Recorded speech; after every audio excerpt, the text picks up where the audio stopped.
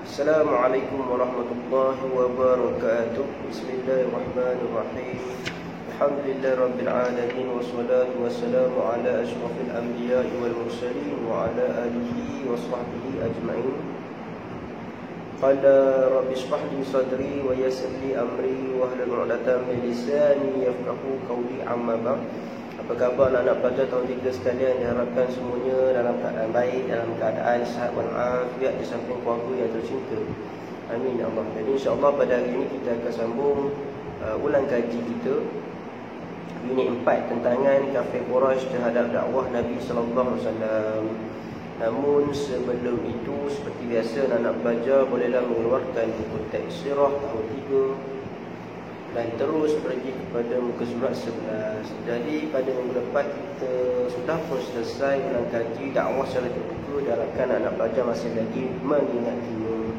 Dan terima kasih juga kerana anda telah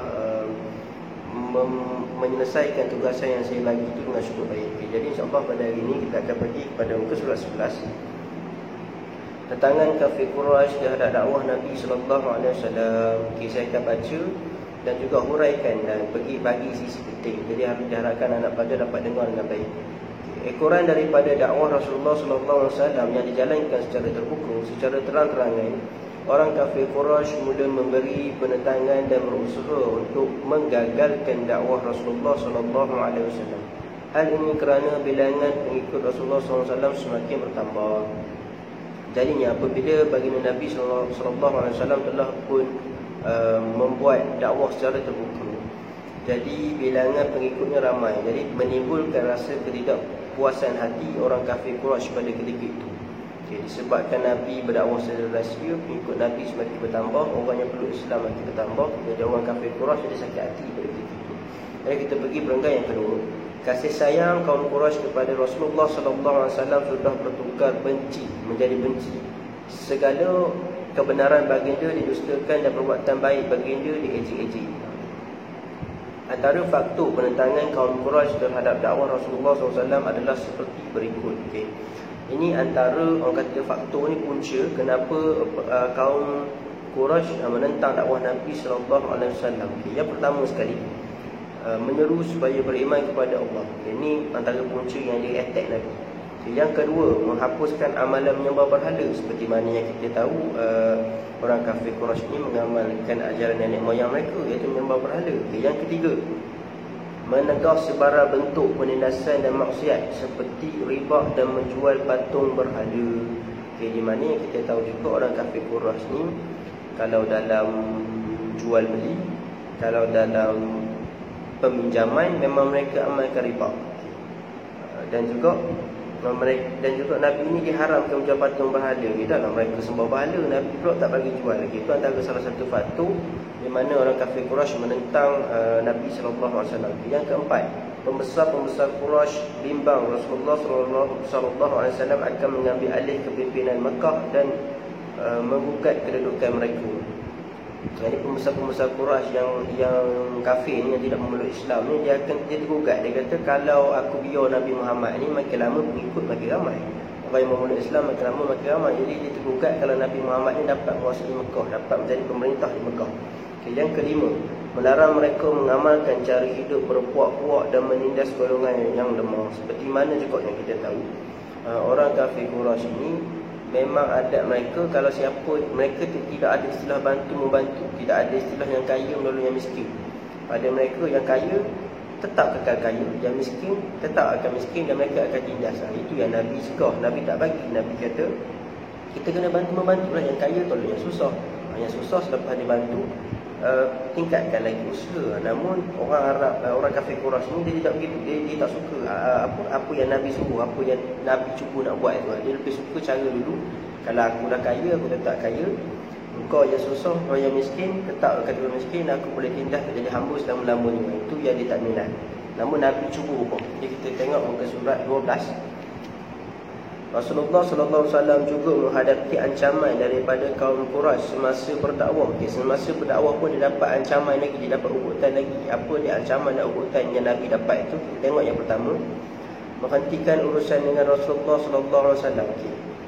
Sebelum baginda Nabi SAW berdakwah secara terbuka, sebelum mengikut Nabi ramai, banyak yang berurusan dengan Nabi, terutamanya dari segi perniagaan. Dan memang pun yang kita tahu orang Arab ni pekerjaan mereka berniaga.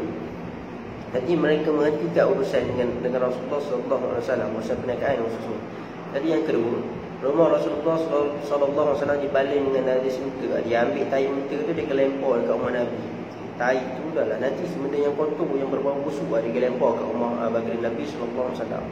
Yang ketiga, yang terakhir, Rasulullah SAW diejek dan disakiti, terutama ketika baginda pergi menunaikan solat. Jadi apabila baginda Nabi keluar daripada rumah nak ke tempat semayang, nak pergi menunaikan solat, masa tu orang kafir ni, memang orang kafir Quraisy ni mengambil kesempatan untuk mengejek dan menyakiti hati Nabi Muhammad SAW. Kita masih lagi muka surat 12, kita tengok perenggan yang kedua tu. Setelah kafir Quraisy gagal menghalang dakwah Rasulullah SAW, mereka telah menawarkan pangkat, harta dan wanita sekiranya baginda menghentikan dakwahnya. Bila dia tengok bila dia buat henti urusan bisnes pun tak jalan, dia baling tai pun tak jalan, Nabi jumpa Nabi kat mana-mana, jumpa Nabi nak pergi solat pun dah kutuk, dah maki, dah caci pun tak jalan. Tetap juga Nabi berdakwah, tetap juga pengikut dia ramai. Jadi pembesar-pembesar Mekah ni, kafir Quraisy ni, pembesar-pembesar Quraisy ni, dia terfikir satu benda. Dia cuba tawarkan pangkat, harta dan wanita untuk Nabi Muhammad hentikan dakwah ni, untuk hentikan supaya ramai lagi orang yang memeluk Islam dan juga yang jadi pengikut Nabi Muhammad ni. Namun adakah Nabi Muhammad terima atau tidak? Okay, kita tengok kesambungan dia. Kaum Quraisy Mekah telah berusaha menyekat kegiatan dakwah Rasulullah SAW dengan menyeksa para sahabat baginda. Jadi kesimpulannya tadi, memang walaupun ditawarkan pangkat, harta dan wanita, Nabi tidak menerima. Selepas Nabi tidak menerima pangkat, harta dan juga wanita tadi, dia jadi sakit hati, dia rasa macam tercabar. Dia pergi ambil sahabat-sahabat Nabi ni, dia pergi dera pula. Jadi kita tengok kaum Quraisy tadi, dia terus berusaha, namun gagal, dan dia ambil keputusan untuk menyeksa pula kawan-kawan Nabi, para sahabat.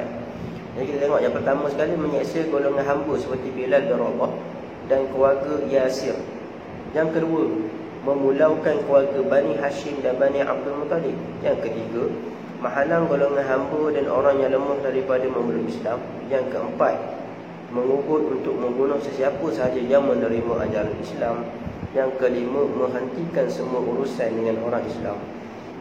Jadi semua yang mereka plan ni satu persatu ni jaya ke? Kita tengok muka surat 13. Rasulullah SAW juga tidak berhenti berdakwah walaupun menerima layanan yang buruk daripada kaum Quraisy. Baginda bersikap lemah lembut, sabar dan bersedia memaafkan orang yang menyakiti baginda. Jadi ini adalah sifat terpujian yang kita kena ambil lah. Walaupun orang menyakiti hati kita pun nak buat kita, jadi kita maafkan sajalah, insya-Allah. Dan ini di sini walaupun dah ditawar pangkat, harta, wanita, dia ambil para sahabat, dia ambil Bilal bin Rabah, dia ambil keluarga Yasir, dia dera, dia hentikan urusan dengan orang Islam. Apa lagi, dia memulaukan keluarga Bani Hashim dan Bani Abdul Muttalib, tapi tak jalan, baginda tetap meneruskan dakwah juga. Jadi perenggan yang terakhir surat 13 tu, berkat kesabaran serta semangat juang yang tinggi, akhirnya Rasulullah SAW berjaya menyampaikan ajaran Islam dan mengubah kepercayaan musyrikin Mekah kepada cara hidup Islam. Jadi berkat kesabaran Nabi, dicaci, dimaki, dihina, para sahabat didera, dihentikan urusan perniagaan di pulau dan sebagainya, akhirnya berkat kesabaran tadi, dengan berkat pertolongan Allah SWT, maka Rasulullah ni dapat menyampaikan ajaran Islam dan mengubah kepercayaan musyrikin Mekah kepada ajaran Islam. Daripada suka amalan jahiliah tadi, agama nenek moyang menyembah berhala, minum arak, berzina, riba tadi, akhirnya berjaya ditukarkan kepada ajaran Islam yang lebih sumur, orang kata yang lebih perfect. Jadi berakhirlah ulang kaji kita pada minggu ini, pada hari ini. Jadi segala kekurangan saya mohon maaf, khususnya yang menonton video ini adalah anak-anak pelajar Kafur Al-Fatih Education Center Kota SAS, Kuantan Pahang. Jadi insyaAllah untuk latihan, untuk aktiviti saya akan sesuaikan kemudian di dalam grup WhatsApp tahun 3. Dan akhir kata daripada saya, sebelum saya mundur diri, saya mohon maaf sekali lagi, dan wabillahi taufiq wa hidayah. Wassalamualaikum warahmatullahi wabarakatuh.